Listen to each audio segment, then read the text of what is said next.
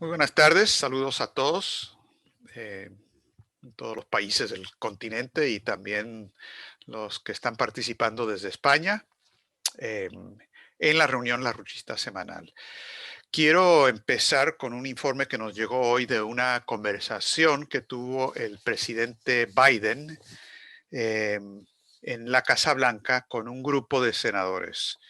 Eh, y Biden les dijo lo siguiente, entre otras cosas. Estaba hablando de la brecha enorme que existe entre Estados Unidos y China respecto a la infraestructura. Dijo, ellos, los chinos, están invirtiendo mucho dinero, están invirtiendo miles de millones de dólares y están abordando toda una serie de cuestiones que tienen que ver con el transporte, el medio ambiente y toda una gama de otras cosas.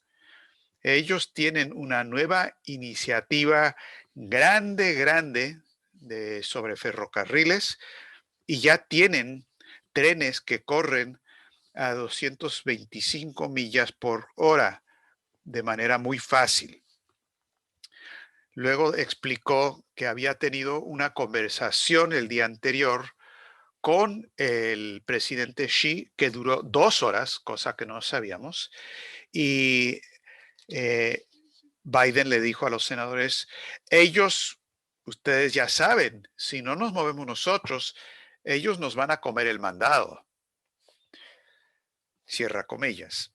Ahora, esto creo yo resume de manera muy escueta la situación estratégica, porque de hecho, en momentos en que el Occidente en general está en condiciones de desplome total, sistémico, como muchas veces hemos comentado, con una crisis de la economía física eh, que está creando las condiciones de genocidio, condiciones físico-económicas que le han abierto la puerta de par en par a la pandemia o al coronavirus para que se vuelva pandemia como resultado de las políticas económicas desastrosas, con una crisis financiera que no tiene solución bajo este sistema. eh, y cosas parecidas en Occidente. Mientras eso pasa, en China y en las naciones que se han asociado a la iniciativa de la Franja y la Ruta, hay una situación de un paradigma totalmente diferente, que ya está afectando a partes importantes del planeta y es un punto de realidad donde la realidad se afirma, aunque no lo quieran, en la City de Londres y en Wall Street. Y es una realidad que la gente en diferentes países está reconociendo, mal que bien, pero lo están reconociendo. Y esto crea una situación para cualquier dirigente político de Occidente medianamente honesto y cuerdo, independientemente de su posición política, pero tienen que darse cuenta de que, tal y como lo dijo el presidente Biden, nos están comiendo el mandado. Es decir, van a tomar posiciones políticas dominantes, además de las políticas económicas dominantes que ya tienen, y esto crea una situación extremadamente difícil para los países que siguen a bordo del Titanic que se está hundiendo. Entonces, lo que debemos decir hoy, el día 12 de febrero del 2021, a 2 años del fallecimiento de Lindo LaRouche, que si las ideas de Lindo LaRouche se hubieran escuchado y se hubieran puesto en práctica, tal y como lo recomendó el presidente mexicano López Portillo en 1998, cuando dijo que ya es necesario que se escuche la sabia palabra de Lindo LaRouche, de haberse aplicado esas políticas, no estaríamos en una situación donde nos están comiendo el mandado, donde las políticas de Occidente están conduciendo a una crisis sistémica y el hundimiento de un sistema con el resultado genocida que se está produciendo en el planeta en estos días, por razones económicas, por razones financieras, por razones de la pandemia, todo resultado de este mismo sistema caduco. Pero si las ideas de LaRouche se hubieran escuchado y puesto en práctica, como no se hizo, en buena parte por el juicio político en su contra, el juicio donde lo condenaron injusta e ilegalmente a 5 años de cárcel. Bueno, la condena fue de más tiempo que eso, pero estuvo 5 años de cárcel. Si no hubiera sido por eso, la realidad estratégica mundial hoy sería diferente. Entonces, al recordar esta fecha, de hecho, estamos hablando de la situación estratégica en su punto más neurálgico. Ahora, es también muy apropiado señalar, como nuestro informe diario de hoy lo señala, que este segundo aniversario del fallecimiento de LaRouche ocurre en un momento donde que básicamente recalca lo que había sido el proyecto de vida de Lindo LaRouche, y es la llegada a Marte o a la órbita alrededor de Marte de tres naciones o de tres partes de la especie humana, tres elementos de la especie humana que han llegado en estos mismos días. Primero los Emiratos Árabes Unidos, que llegaron antier, creo que fue, hace 3 días, y pusieron en órbita alrededor de Marte una, este, un vehículo que se llama Esperanza. Luego llegó a antier el vehículo chino, que llegó a Marte también y está en órbita. Ellos van a tener también, este, eh, van a aterrizar en, la, en Marte también, perdón, o a alunizar, o a martizar, como quieran decirlo. Y luego está por llegar el Estados Unidos con Perseverancia. Y lo importante de esto es que este es exactamente el tipo de misión, de dedicación a lo que distingue al ser humano de cualquier otra especie, este concepto de la capacidad científica y moral y de amor al prójimo, de ágape, que se refleja en estas misiones como las de ir a Marte, que caracterizaron toda la vida del Lindo LaRouche y que son las características también de la especie. Hablando de característica en el sentido de Leibniz, de característica, aquello que distingue y establece el patrón general que define la naturaleza de la especie misma. Ahora, hay una mujer que se llama Sara Al-Amiri, que dirige y encabeza la Agencia Espacial de los Emiratos Árabes Unidos, eh, que es una persona realmente impresionante. Ella es muy joven, es mujer, cosa también muy significativa en una región del tercer mundo, no solamente el mundo árabe, eh, y que ha llegado a este cargo. En el 2017 ella presentó un video donde dijo, y se los voy a traducir al leerlo, para que tengan una idea de lo que ella está diciendo de este concepto de la ciencia. Dijo, hoy nuestra región, el Oriente Medio, está lleno de turbulencia. Es una región que está pasando por sus horas más oscuras. Y lo que estamos haciendo con la misión de Marte de los Emiratos, que se llama Esperanza, esto está haciendo llegar un mensaje. El Oriente Medio está compuesto de más de 50% de jóvenes, más de 50% de la población son jóvenes. El proyecto Esperanza está siendo conducido por un equipo que tienen menos de 35 años de edad. Un equipo compuesto, 34% somos mujeres, dijo ella, y la edad promedio de todo el equipo es de 27 años de edad. Dijo, una nación entera está colocando toda su esperanza en un equipo de jóvenes y con esto le está enviando un mensaje a la región.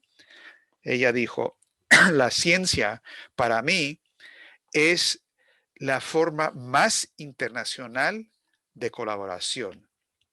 No tiene límite, no tiene frontera y está siendo conducido por individuos para beneficio del entendimiento humano en general.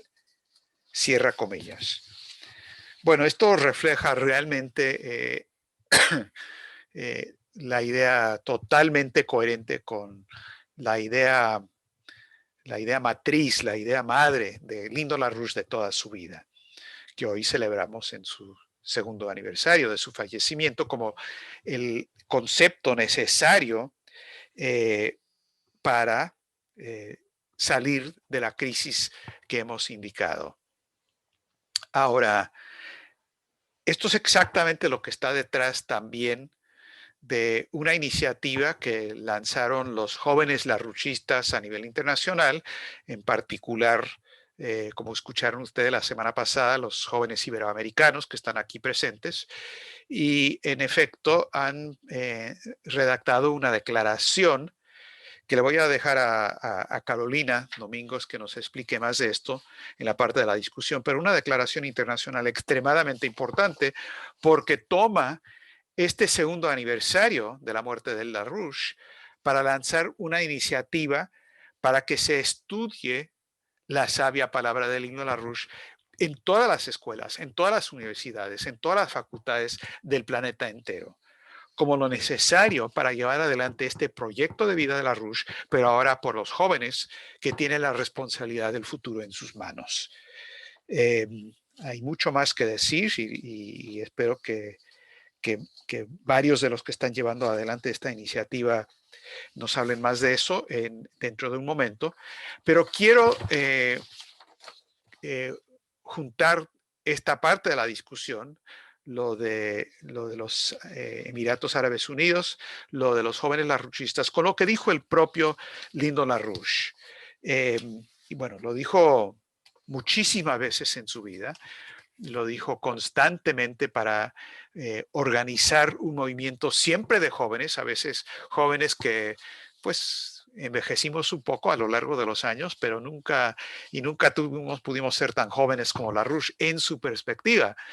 Pero el concepto que utilizó para organizar esta orientación lo presentó en su obra clásica No hay límites al crecimiento de 1983, que es una obra que escribió en contra de la idea del Club de Roma, de los maltusianos del Club de Roma, que sacaron un libro con el título de Límites al Crecimiento. Entonces LaRouche escribió uno que se llama No hay límites al crecimiento, donde entre otras cosas habla, y esto es hace casi 40 años, 38 años, habla de por qué es fundamental y urgente un proyecto de descubrimiento y colonización de Marte. Y habla de que hay que formar condiciones atmosféricas nuevas, artificiales en Marte, como las de la Tierra. Y luego pasa a decirle lo siguiente, porque eso es importante. Dice, cada uno de nosotros contribuye algo de valor duradero a la cultura. Esa actividad es nuestro placer, nuestra fuente de las mayores alegrías. Esa alegría se asocia con el acto de darle a la humanidad, de fomentar las potencialidades divinas en otros a lo largo del lapso de generaciones aún por venir. Que cada uno de nosotros muera con júbilo con una idea sonriente. Ha sido una vida buena y no voy a entregar una cosa así de bella mientras tenga cómo mantenerme vivo un minuto más.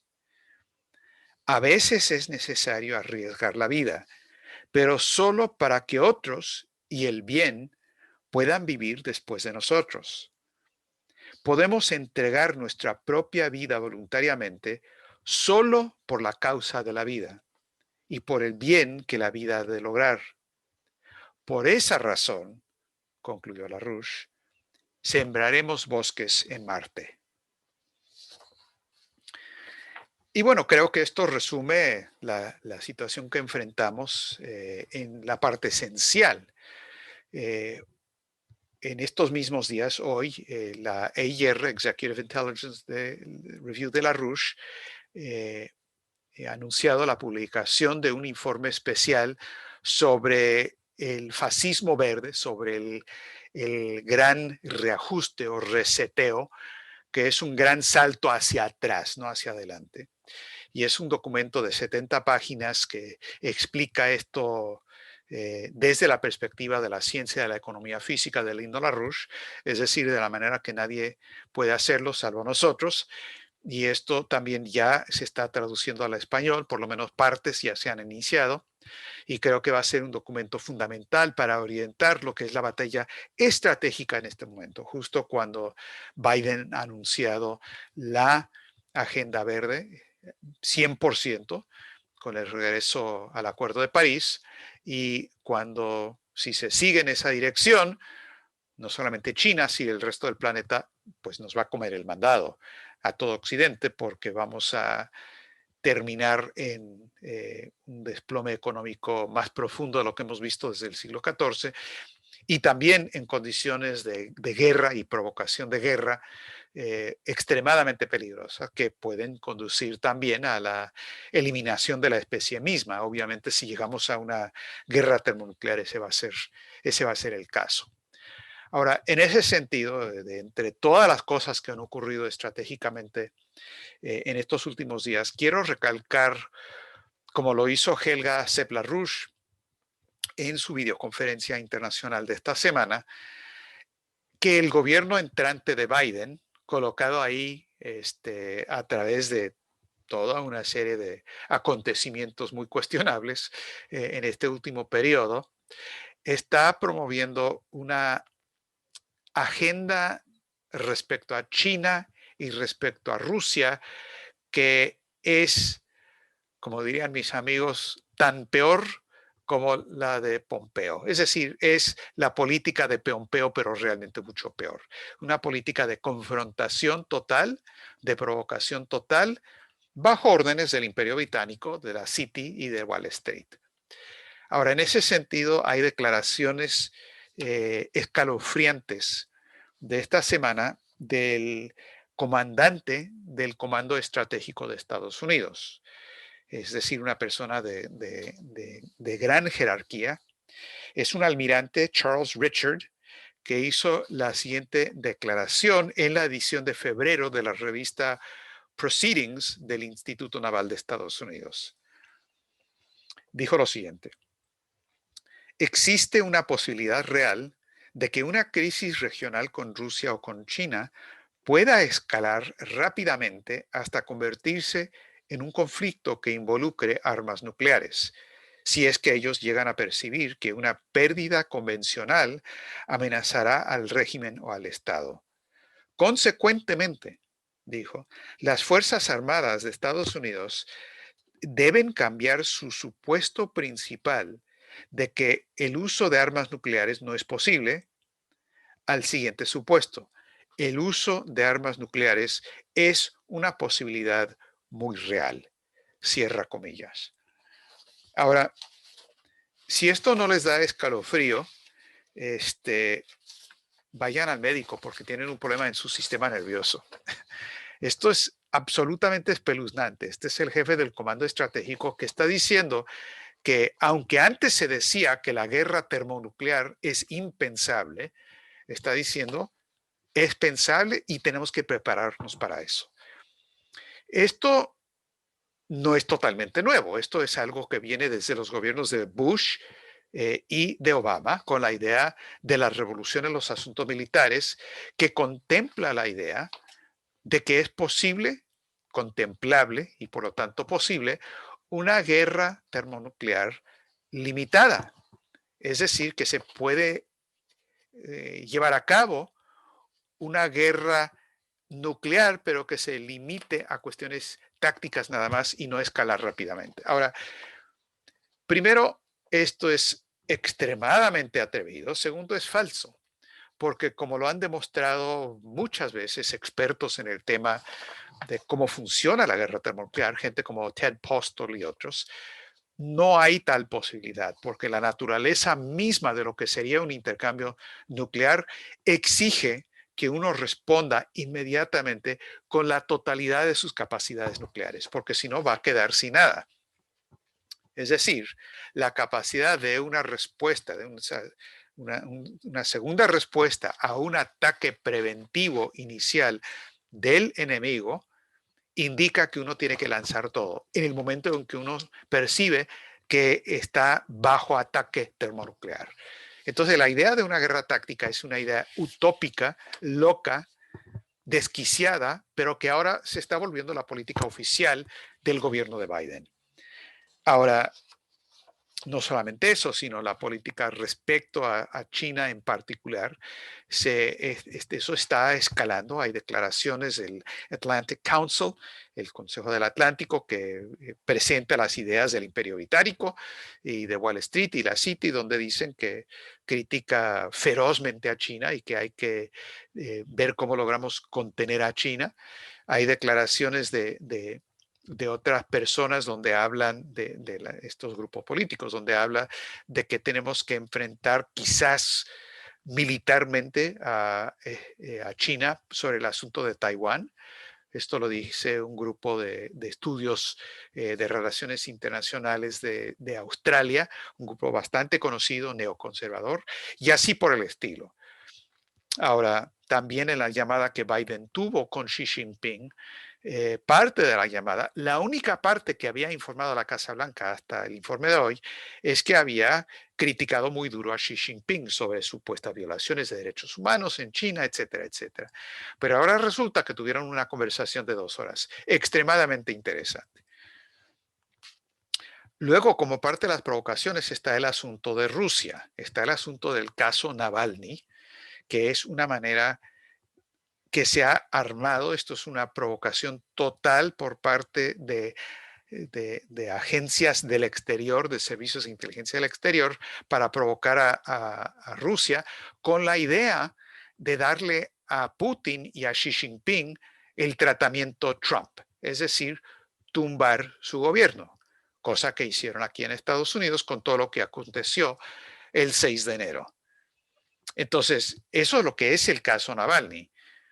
Y por supuesto, tenemos lo que está pasando en Estados Unidos hoy con el impeachment y el juicio, y ahora el juicio como tal, después del impeachment en el Senado de Estados Unidos en contra de Donald Trump, que, como es obvio para cualquier estudiante de primaria que haya leído la Constitución de Estados Unidos, saben perfectamente bien que la figura del impeachment solamente se aplica a funcionarios del gobierno, no a exfuncionarios. Para eso están los tribunales y la justicia normal, pero eso no importa cuando se trata de una acción política.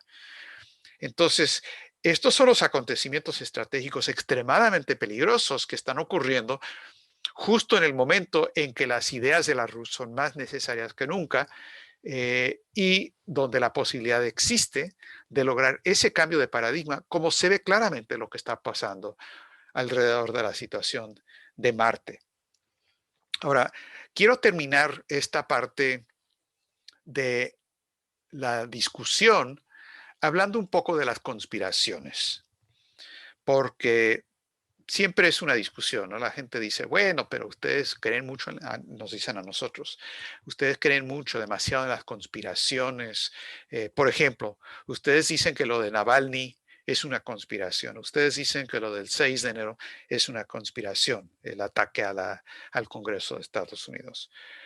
Bueno, sobre el caso de Navalny, hablando de conspiraciones, resulta, como hablamos la semana pasada, que una de las personas más cercanas a Navalny, un tal Ashurkov, se reunió en el 2012 con un representante del consulado o la embajada, no me acuerdo cuál, británica en Moscú, una persona que se llama James William Thomas Ford, conocido como un agente del MI5. Y en esa conversación, que resulta que la KGB grabó y hay videos que ahora han presentado, Ashurkov le pide dinero a los británicos para financiar las actividades de Navalny, que dice Ashurkov, pues eso les va a caer de perlas a los británicos, a los americanos y a los otros, porque va a ayudar a debilitar a Putin, etcétera, etcétera. Es decir, básicamente están vendiendo a Navalny a los británicos para que financien lo que luego hicieron, todo el proyecto de desestabilización. Y ese es el caso Navalny. Conspiración, bueno, vean el video. Y luego está lo que pasó el 6 de enero. porque esto ya es una cosa impresionante, porque resulta, como se ha documentado y denunciado ya en los medios de comunicación, ustedes saben, ¿verdad?, que se le acusa a dos grupos en particular, dizque de derecha, simpatizantes de eh, de Donald Trump, de haber organizado esto. Eh, Uno de esos grupos se llama los Proud Boys, los muchachos orgullosos, ¿no? Eh, y el otro es Oath Keepers. Bueno, resulta que en el caso de los Proud Boys, aquí está el documento que estaba buscando, uno de los dirigentes de este grupo se llama Enrique Tarrio. No sé si será hispano o no, pero lo que importa es que el presidente nacional de Proud Boys, Enrique Tarrio, resulta, según el prontuario policial que tiene este señor, que ha sido informante del FBI por muchos años, porque lo condenaron por varios delitos previos años atrás y a cambio de darle una condena reducida, él se volvió un agente del FBI, una fuente y un informante del FBI. Ahora, esto es muy interesante porque obviamente la manera en que él actuó bajo esas circunstancias fue pues como un agente provocador total. No solamente eso, no es un caso único. Resulta que el grupo paramilitar Oath Keepers, uno de los dirigentes de ese grupo, Thomas Edward Caldwell, pues resulta que él no solamente trabajó para el FBI entre el 2009 y el 2010, sino que fue jefe de sección del FBI.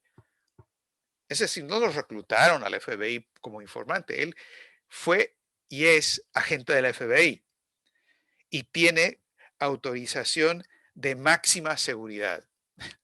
Entonces, este es el jefe del otro grupo que lanzó las provocaciones el 6 de enero, que obviamente fueron provocaciones totales, que luego pues han tratado de responsabilizar a Donald Trump por lo que ocurrió, que en efecto fue un acto totalmente provocador, criminal, de irrumpir en el Congreso pero la gente que lo realizó, por lo menos a nivel de los líderes y muy probablemente de los grupos especiales que trabajaron con ellos, son agentes del FBI. Entonces, la gente familiarizada con cómo funcionan las revoluciones de color no estarán para nada sorprendidos porque eso es lo que siempre pasa. Se trata de organizar un movimiento de oposición al gobierno, a la persona que quieren tumbar, llámese Saddam Hussein, llámese Muammar Gaddafi, llámese qué sé yo, lo que han hecho, por ejemplo, bueno, Putin, otro caso, Xi Jinping, pero todas las revoluciones de color, Assad han tratado de hacer lo mismo en Siria, se organiza un movimiento de oposición a través de los medios sociales, pero luego hay los agentes provocadores que son los controladores y los que mueven los hilos, los que dan el dinero y los que luego, o lo de Ucrania, se me acaba de ocurrir ese ejemplo, es perfecto, la revolución de color fascista de Ucrania representa exactamente lo mismo. Entonces, bueno, conspiración, pues claro que hay conspiraciones. Esa es la manera en que en efecto funciona la historia.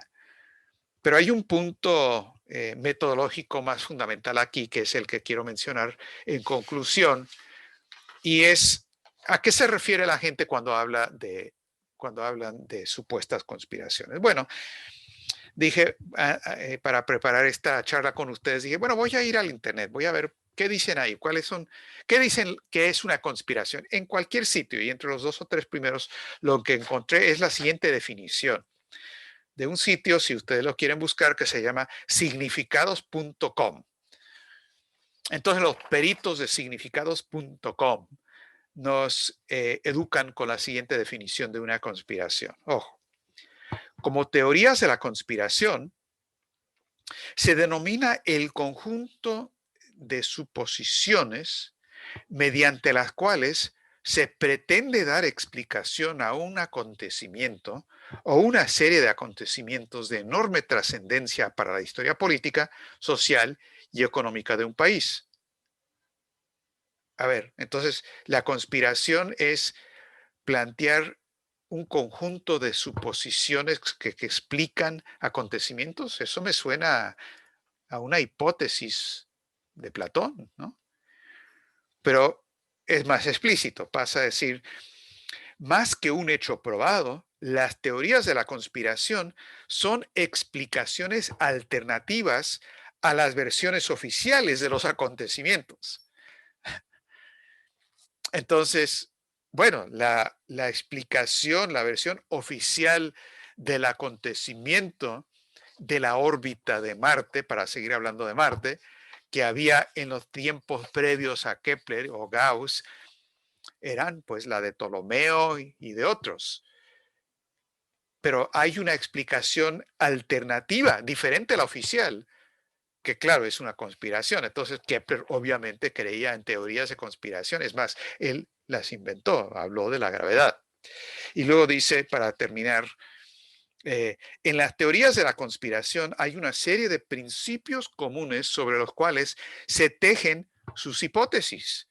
Por ejemplo, la creencia de que nada ocurre al azar y que las apariencias siempre serán engañosas. Ahora, esto no lo inventé, o sea, no lo podría inventar. Vayan a significados.com, eso es lo que dice. Una explicación, una hipótesis que argumenta, obviamente falsamente, que las cosas no ocurren al azar y que las apariencias engañan. Entonces, cualquier cosa que no sea una explicación aristotélica, empirista, escéptica, hedonista, no, eso es una teoría de conspiración.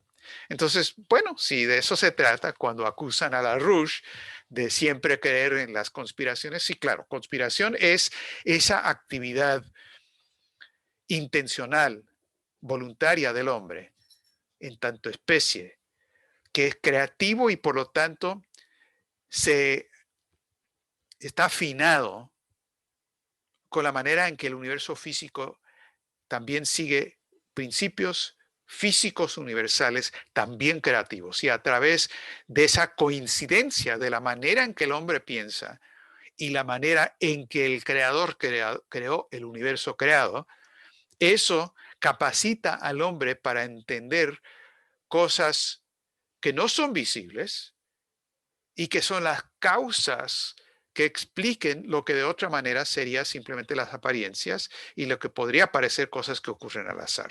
Esto se aplica al mundo físico, astronómico, como lo de los planetas, se aplica a la economía, se aplica a la psicología, se aplica a la vida política.